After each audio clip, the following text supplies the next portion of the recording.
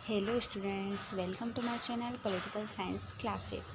आज का हमारा टॉपिक है अधिकार। What is rights. अधिकार का अर्थ, परिभाषा और प्रकार। व्हाट इज़ राइट्स, अधिकार किसे कहते हैं और प्रमुख अधिकारों का वर्णन कीजिए। बीए फर्स्ट ईयर के सिलेबस के अकॉर्डिंग चल रहे हैं और ये वीडियो हमारा है यूनिट 3 का अधिकार के ऊपर। अधिकार क्या होते हैं, अधिकार का अर्थ और अधिकार की परिभाषा। तो सबसे पहले हम देख लेते हैं कि अधिकार क्या होते हैं। अधिकार, आपको पता होगा कि अधिकार जो हमें मिलने चाहिए, जिसका हमारा हक है, जिसके ऊपर, उसको बोलते हैं हम अधिकार। और अधिकार से क्या होता है, अधिकार से हमें स्वतंत्रता मिलती है, या फिर हम बोल सकते हैं कि हमारे व्यक्तित्व के विकास के लिए हमें अधिकार की बहुत ही ज़्यादा क्या है, ज़रूरत होती है।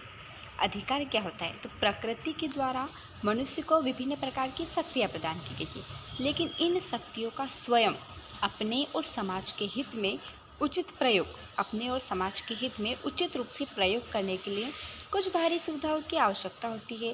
राज्य का सर्वोत्तम लक्ष्य व्यक्ति के व्यक्तित्व का पूर्ण विकास है।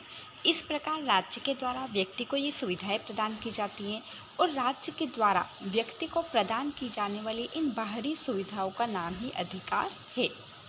अधिकार का अभिप्राय राज्य द्वारा व्यक्ति को दी गई कुछ कार्य करने की स्वतंत्रता या सकारात्मक सुविधा प्रदान करना है। अधिकार का अभिप्राय क्या है कि राज्य के द्वारा व्यक्ति को दी गई कुछ कार्य करने की स्वतंत्रता या सकारात्मक सुविधा प्रदान करना है, जिससे व्यक्ति अपनी शारीरिक, मानसिक एवं नैतिक शक्तियों का पूर्ण विकास कर सके हैं। अधिकार जो होते हैं वो हमें कानून के द्वारा, संविधान के द्वारा प्रदान किए गए हैं। कुछ अधिकार होते हैं जो जन्मजात अधिकार होते हैं, जो प्रकृति के द्वारा प्रदान किए जाते हैं। कुछ अधिकार ऐसे होते हैं जो हमें कानून के द्वारा, संविधान के द्वारा प्रदान किए गए हैं। उन अधिकार के ऊपर हमारा हक होता है। अगर वो अधिकार कोई हमसे छीन रहा है तो हम उसका विरोध कर सकते हैं। ठीक है, अब हम देख लेते हैं अधिकार की परिभाषा। अधिकार की बहुत ही फेमस परिभाषा है लास्की के अनुसार। अधिकार सामाजिक जीवन की वे परिस्थितियाँ हैं जिनके अभाव में सामान्यतः कोई भी व्यक्ति अपने व्यक्तित्व का विकास नहीं कर पाता है। लास्की के अनुसार अधिकार सामाजिक जीवन की वे परिस्थितियाँ हैं जिनके अभाव में सामान्यतः कोई भी व्यक्ति अपने व्यक्तित्व का विकास नहीं कर पाता है। एक बहुत ही अच्छी डेफिनेशन दी है बोसांकी की।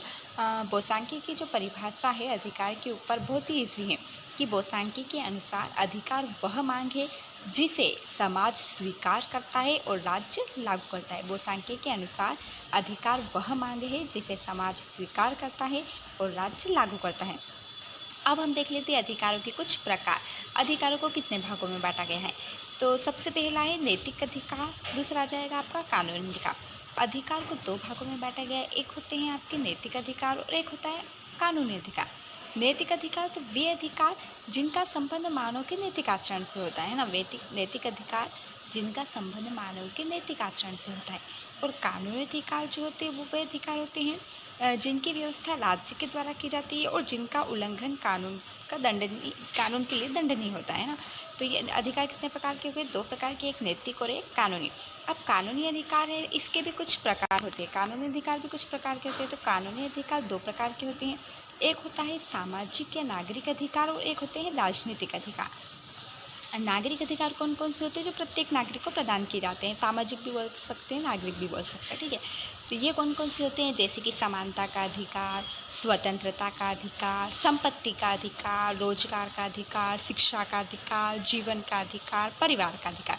ये अधिकार जो है ये नागरिक अधिकारों की श्रेणी में आते हैं। इन्हें हम नागरिक अधिकार बोलते हैं। कौन कौन से, समानता का, स्वतंत्रता का, संपत्ति का, रोजगार का, शिक्षा का, जीवन का और परिवार का अधिकार।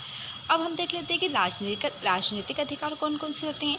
राजनीतिक अधिकार जैसे कि मत देने का अधिकार, निर्वाचित होने का अधिकार, सार्वजनिक पद ग्रहण करने का अधिकार, आवेदन पत्र और संपत्ति देने का अधिकार।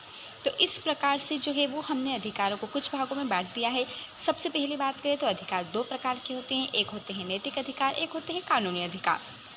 कानूनी अधिकार जो होते हैं वो फिर से आप देखें तो दो प्रकार के होते हैं, एक होते हैं सामाजिक या नागरिक अधिकार, दूसरे होते हैं राजनीतिक अधिकार।